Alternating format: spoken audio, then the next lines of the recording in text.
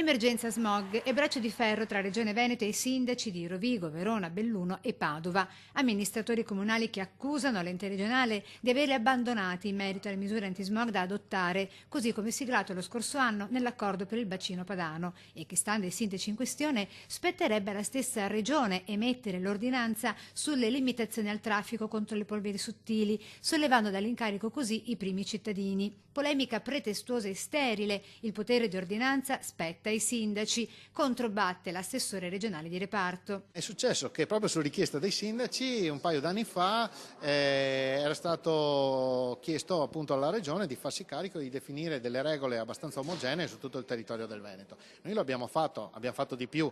In accordo con il Ministero dell'Ambiente, con la Regione Lombardia, con la Regione Emilia-Romagna, la Regione Piemonte, che sono insieme a noi le 4 regioni che hanno più problemi di smog, abbiamo definito delle linee guida, quindi un riferimento che può essere utilizzato dai sindaci. Sottolineo la parola può, perché l'ordinanza poi per legge la deve fare il sindaco. Dalla sua la Regione con i fatti ha i numeri: 300 milioni investiti negli ultimi 3 anni per il cosiddetto piano aria, in attesa di un finanziamento mai arrivato dal governo per il 2017 e pari a 1,5 milioni di euro, così Bottacin. I sindaci hanno anche detto che noi non abbiamo messo in campo nessuna misura, li abbiamo lasciati da soli. Non è così, è proprio vero il contrario.